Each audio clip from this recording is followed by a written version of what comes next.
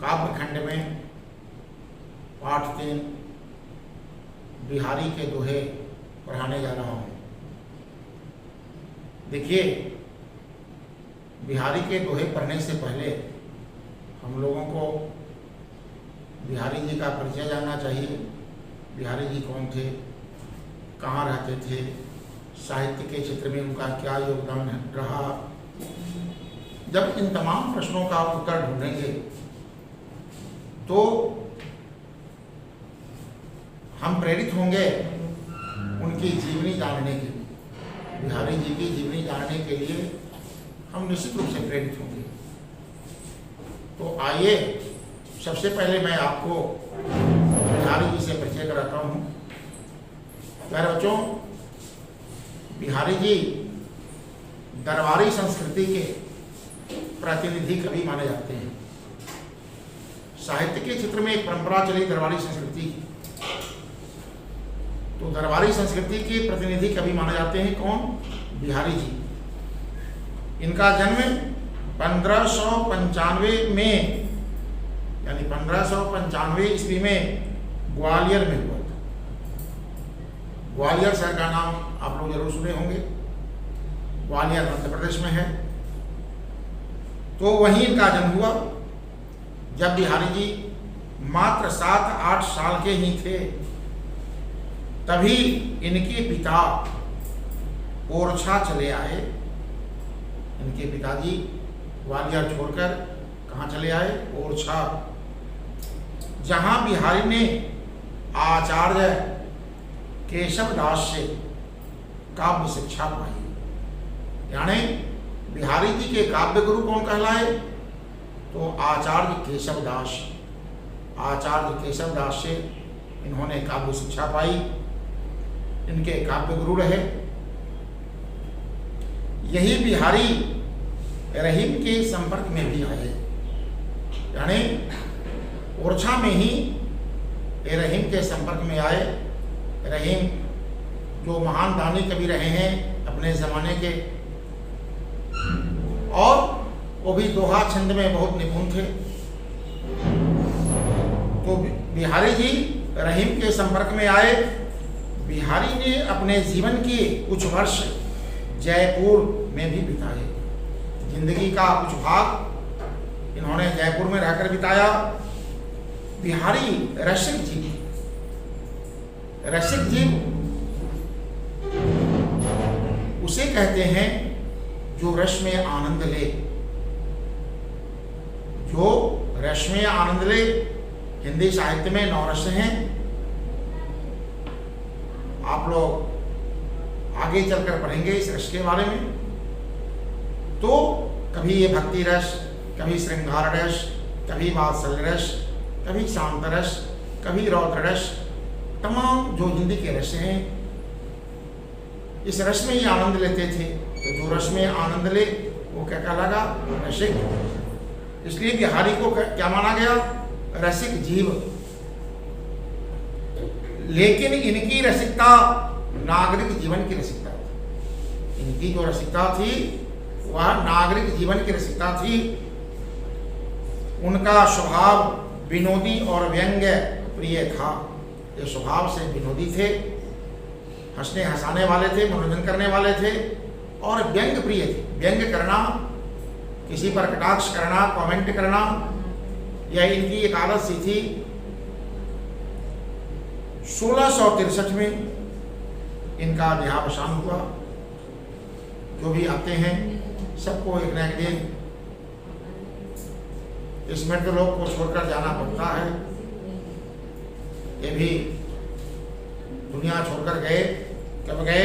1663 ईस्वी में।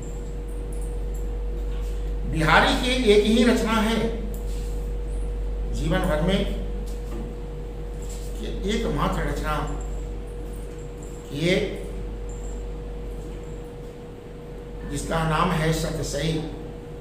सत माने होता है 7, सही माने 100। 700 दोहे का संग्रह एक पुस्तक में इन्होंने किया, जिसका शीर्षक क्या रखा गया? सतसई। 700 दोहे होने के कारण उसका नामकरण सत से ही किया गया, जिसमें उनके 700 दोहे हैं। लोक ज्ञान और शास्त्र ज्ञान के साथ ही बिहारी का काव्य ज्ञान भी अच्छा है। लोक ज्ञान भी इनका बहुत अच्छा रहा, शास्त्र ज्ञान में भी ये बहुत आगे निकल गए, साथ साथ इनका काव्य ज्ञान भी बहुत उच्च श्रेणी का रहा है। रीति का उन्हें भरपूर ज्ञान है। रीति क्या होती है, चूंकि ये रीतिकालीन कवि थे, रीतिकालीन दरबारी संस्कृति के कवि रहे, इसलिए इनको रीति का पूरा ज्ञान था। इन्होंने अधिक वर्ण सामग्री श्रृंगार से ली है, यानी जो भी ये वर्णन करने की जो सामग्रियां इकट्ठा किए वो कहाँ से किए, श्रृंगार से किए। यानी श्रृंगारिक रचनों, श्रृंगारिक रस की प्रधानता इनके काव्यों में देखी जाती है। प्यारे बच्चों, यदि यह क्वेश्चन आ जाए कि रीतिकालीन कवियों ने मुख्य रूप से किस रस को स्वीकार किया, तो सीधा उत्तर होगा श्रृंगार रस को। इसलिए इनकी वर्ण सामग्री श्रृंगार पर आधारित है, उसमें श्रृंगार की प्रधानता है। श्रृंगार रस का एक भेद है, एक भाग है जिसको बोलते हैं श्रृंगार रस। प्यारे बच्चों, तो बिहारी की कविता श्रृंगार रस पर आधारित कविता है। मैं कई बार इस वाक्य को दोहराया हूं, इसलिए नायक, नायिका या नायिकी, नायक, नायिका या नायिकी की वे चेष्टाएं जिन्हें हाव कहते हैं। आप सुने होंगे शब्द हाव भाव, तो दोनों में बड़ा अंतर है। हाव क्या है और भाव क्या है। तो हाव किसे कहते हैं, तो वैसी काव्य रचनाएं जिसमें नायक, नायिका या नायिकी की चेष्टाएं होती है, उसे हाव कहते हैं। और नायक और नायिका जो भाव प्रदर्शन करते हैं, उसके माध्यम से अपनी भावना को व्यक्त करते हैं, तो वह भाव कहलाता है। यही शब्द है हाव भाव। समझ गए होंगे कि हाव क्या है और भाव क्या है। तो बिहारी की जो भी रचनाएं हैं, श्रृंगारिक रचनाएं, उसमें नायक, नायिका और नायिकी की चेष्टाएं की गई है। ये इनकी रचनाओं में पर्याप्त मात्रा में मिलती हैं। ये जो है बिहारी की रचनाओं में पर्याप्त मात्रा में मिलती हैं। बिहारी की भाषा बहुत कुछ शुद्ध है, ब्रज है, यानी अपनी रचनाओं में अधिकांशतः इन्होंने ब्रज भाषा के शब्दों का प्रयोग किया है। जो ब्रज भाषा के शब्द साहित्यिक हैं, क्षेत्रीय भाषा का प्रयोग बहुत कम है। अधिकांश साहित्यिक ब्रज भाषा का इन्होंने प्रयोग किया। इनकी भाषा में पूर्वी प्रयोग भी मिलते हैं, यानी पूर्वी शब्दों का भी इन्होंने प्रयोग किया। बुंदेलखंड में ये बहुत दिनों तक रहे। बिहारी जी बुंदेलखंड में बहुत दिनों तक रहे और बुंदेलखंडी भाषा भी सीखे। इसलिए आप इनके दोहे में कुछ बुंदेलखंडी शब्दों का समावेश भी जरूर देखेंगे, क्योंकि जहाँ कहीं भी हम बहुत दिनों तक रह जाते हैं तो वहाँ के शब्दों का प्रभाव शनय शनय हमारे ऊपर पड़ता है। जैसा कि बिहारी जी बुंदेलखंड में बहुत दिनों तक रहने के कारण बुंदेलखंडी भाषा को भी भली भांति जान गए थे और वहाँ के कुछ प्रचलित शब्दों का, बुंदेलखंडी भाषा के कुछ प्रचलित शब्दों का इन्होंने अपने दोहे में प्रयोग किया है। ये बिहारी जी का कवि परिचय है। मैं कुछ असाइनमेंट दिया हूँ आपको, इसमें कवि परिचय से भी कुछ प्रश्न हैं। आप इस वीडियो को जब सुनेंगे तो क्वेश्चन बनाने में आपको दिक्कत नहीं होगी। अब चले हम लोग पाठ प्रवेश की ओर। बिहारी के दोहे पढ़ने से पूर्व मैं कुछ बातें आपको बताना चाहूंगा। देखिए, कहा गया है मांझी पहुंची चमकाई, युद्ध प्रतिभा जतन अनेक, दीर्घ जीवन विविध सुख रची सतसई एक। मांझी, मांझ कर, जैसे बर्तन मांझते हैं उसी सेंस में है। मांझी मतलब मांझ कर, पहुंची मतलब पोंछ कर। यहाँ पहुंची बुंदेलखंडी शब्द है, यहाँ हम लोग शब्द का प्रयोग नहीं करते। चमकाई माने उसे चमका करके, अनेक जतन करके अपनी प्रतिभा को इन्होंने जागृत किया। दीर्घ जीवन, लंबी जिंदगी इस धरती पर, इस मृतलोक में वे बिताए हैं। तो लंबी जिंदगी में अनेक भौतिक सुख सुविधाओं का इन्होंने उपभोग किया है, लेकिन साहित्य के क्षेत्र में मात्र एक ग्रंथ रचे जिसका नाम है सतसई। इस दोहा का भावार्थ आप समझ गए होंगे कि मांझ करके, पोंछ करके, चमका करके, अनेक जतन करके इन्होंने अपनी प्रतिभा को जागृत किया। लंबी जिंदगी में अनेक भौतिक सुख सुविधाओं का इन्होंने उपभोग किया, लेकिन काव्य के क्षेत्र में मात्र एक ग्रंथ रचे जिसका नाम है सतसई। बिहारी ने केवल एक ही ग्रंथ की रचना की जिसका नाम बिहारी सतसई। इस पंक्ति को मैं बार बार दोहरा रहा हूं ताकि आपके हृदय में यह बात बैठ जाए। यदि क्वेश्चन आ जाए कि बिहारी काव्य के क्षेत्र में एकमात्र ग्रंथ रचे, वह कौन सा ग्रंथ है, जवाब आप स्वतः दे देंगे, बिहारी सतसई। इस ग्रंथ में 700 दोहे हैं। दोहा जैसे छोटे से छंद में गहरी अर्थ व्यंजना के कारण कहा जाता है कि बिहारी गागर में सागर भरने में निपुण थे। काव्य में सबसे छोटा छंद दोहा छंद होता है, लेकिन उसका अर्थ बड़ा व्यापक होता है। यानी बहुत बड़ी बात को कम करके यदि कहा जाए तो उसके लिए सबसे उपयुक्त छंद है दोहा छंद।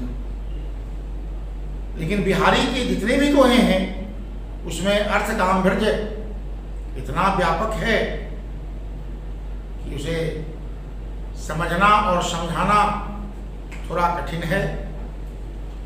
फिर भी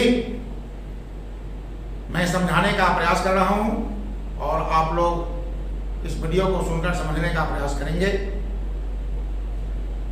बिहारी जी बहुत बड़ी बात को कम शब्दों में कहने की कला में निपुण थे। इसलिए इनके साथ एक लोकोक्ति चरितार्थ हुई कि बिहारी जी गागर में सागर भरने की कला में निपुण थे। उनके दोहे के अर्थ गांभीर्य को देखकर कहा जाता है, साहित्यकारों ने इनके दोहे के अर्थ गांभीर्य को जब देखा तो कहना पड़ा उन्हें कि सतसैया के दोहरे ज्यों नावक के तीर, देखन में छोटन लगे घाव करे गंभीर। यानी सतसैया के जो दोहे हैं उसमें इस कदर अर्थ गांभीर्य भरा हुआ है। जैसे नाव के किनारे को आप देखते होंगे, वह आकृति में बहुत छोटा है, आकार में बहुत छोटा है, लेकिन कभी असावधानी कारण नाव के किनारे से हम चोट खा जाते हैं, वह चोट काफ़ी गंभीर होता है, घाव काफ़ी गहरा होता है, वह जल्दी भरता नहीं है। उसी तरह से बिहारी के दोहे देखने में बहुत छोटे हैं, लेकिन उसकी अर्थ की जो गंभीरता है वह व्यापक है। बिहारी की ब्रजभाषा मानक ब्रजभाषा है। सतसई में मुख्यतः प्रेम और भक्ति के सार गर्भित दोहे हैं। इनके जो भी सतसई में दोहे हैं उसमें ज़्यादातर प्रेम और भक्ति की भावना भरी हुई है। इसमें अनेक दोहे नीति संबंधी भी हैं। प्रेम और भक्ति के दोहे तो हैं ही, साथ साथ नीति संबंधी भी इनके अनेक दोहे हैं। यहाँ सतसई के कुछ दोहे दिए जा रहे हैं जिसे हम लोग को पढ़ना है। बिहारी जी मुख्य रूप से श्रृंगार परक दोहों के लिए जाने जाते हैं। इनकी पहचान श्रृंगार परक, श्रृंगार रस पर आधारित दोहे के लिए है, किंतु उन्होंने लोक व्यवहार, नीति, ज्ञान आदि विषयों पर भी लिखा है। संकलित दोहों में सभी प्रकार की छटाएं आपको देखने को मिलेगी। इन दोहों से आपको ज्ञात होगा कि बिहारी कम से कम शब्दों में अधिक से अधिक अर्थ भरने की कला में निपुण है। यानी बहुत कम शब्दों में अधिक अर्थ को समाने का ये प्रयास किए हैं और इस कला में इन्हें निपुणता हासिल है। अब चलें इनके कुछ दोहे हम लोग पढ़ते हैं। प्रथम दोहा में बिहारी जी क्या कहते हैं, देखिए इसमें भक्ति रस का समावेश है। कृष्ण के प्रति इनकी भक्ति है। कहते हैं सोहत और हैं पीतु पटु, सोहत और हैं पीतु पटु, श्याम सलौने गात, मनो नील मणि शैल पर आप तक परयो प्रभात। सोहत और हैं पीतु पटु। जब भगवान कृष्ण अपने शरीर पर पीला वस्त्र धारण करते हैं, जब भगवान कृष्ण अपने शरीर पर पीला वस्त्र धारण करते हैं तो उनका पूरा शरीर उसी तरह चमक उठता है जैसे प्रातः काल में नीलमणि पर्वत पर उदीयमान सूर्य की किरणें जब पड़ती है तो पूरा पर्वत प्रदेश चमक उठता है। क्या समझे कि भगवान कृष्ण जब अपने शरीर पर पीला वस्त्र धारण करते हैं तो उनका सारा शरीर उसी तरह सुशोभित हो जाता है जैसे प्रातः काल में नीलमणि पर्वत पर जब उदीयमान सूर्य की किरणें यानी उगते हुए सूर्य की किरणें जब पड़ती है तो पूरा पर्वत प्रदेश सुशोभित हो जाता है, नैनाभिराम हो जाता है। यानी भगवान कृष्ण की सुंदरता की तुलना नीलमणि पर्वत पर पड़ने वाले प्रकाश से बिहारी जी किए हैं। दूसरा दोहा है कहलाने एकत वशत, कहलाने एकत वशत अहि मयूर मृगबाग, जगतु तपोवन सौ कियो दीरग दाग निदाग। इस दोहा में ग्रीष्म ऋतु का वर्णन है। ग्रीष्म ऋतु में क्या क्या होता है, क्या कहते हैं कि कहलाने एकत वशत अहि मयूर मृगबाग। ग्रीष्म ऋतु की प्रचंड गर्मी से व्याकुल होकर अहि, अहि माने होता सर्प, सांप, मयूर मोर, मृग हिरण, बाघ, चारों परस्पर विरोधी भावना को त्याग कर एक ही स्थान पर गर्मी से बचने के लिए, सूर्य के प्रचंड ताप से बचने के लिए छाया ढूंढते हैं और एक ही जगह पर निवास करते हैं। बिहारी जी कहते हैं कि प्रचंड गर्मी के कारण पूरा वन्य प्रदेश एक तपोवन के समान दिखने लगता है। जैसे तपोवन में जितने भी तपस्वी होते हैं सब आपसी बैर भाव को भूलकर तपस्या में लीन रहते हैं, उसी तरह से सांप और मोर में परस्पर बैर भाव है। आप जानते हैं कि मोर जो है वह सांप को मार देता है, उसी तरह से हिरण और बाघ में परस्पर बैर भाव है। बाघ हिरण को मारकर खा जाता है। लेकिन इतनी गर्मी है कि लोग भोजन के पीछे दीवाने नहीं हैं, उन्हें भोजन भी रुचिकर नहीं लगता, वे सब केवल गर्मी से बचने का प्रयास कर रहे हैं। इसलिए बिहारी जी कहे इस दोहा में, चलिए इसके अर्थ को फिर से हम लोग फाइनल करें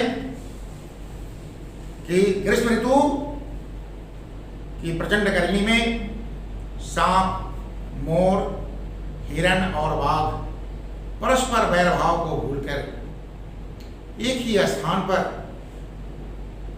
वास करने लगते हैं। ग्रीष्म ऋतु के कारण यह तपोवन, यह संसार जो है, यह वन्य प्रदेश जो है एक तपोवन के रूप में परिवर्तित हो गया है। इसका कारण तेज धूप है, प्रचंड गर्मी है, जिससे व्याकुल होकर सब लोग एक ही स्थान पर निवास करने के लिए विवश हो जाते हैं। सब भय रहित हो जाते हैं, किसी के मन में कोई भय की भावना नहीं होती। जैसे तपोवन में तपस्या करने वालों के मन में किसी प्रकार की भय की भावना नहीं होती। देखिए तीसरा दोहा जो इनका है, इसमें बिल्कुल श्रृंगार रस की प्रधानता है। इसमें बिहारी जी बताते हैं कि गोपियां भगवान कृष्ण की प्रेमिकाएं हैं।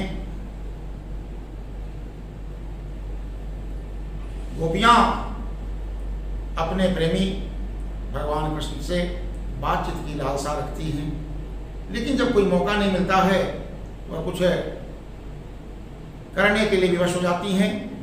इसी पर आधारित यह दोहा है। क्या कहते हैं बिहारी जी?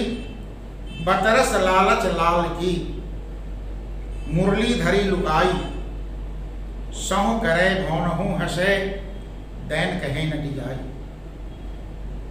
बतरस लालच लाल की, यानी भगवान कृष्ण से बातचीत की लालसा रखने के कारण गोपियां उनकी मुरली को छिपा देती हैं।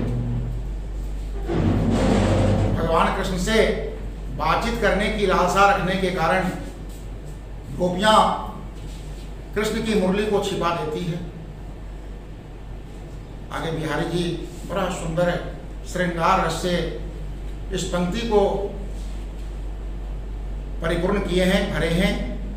क्या कहते हैं? सहु करे, जब सहु करे, सहु माने होता शपथ।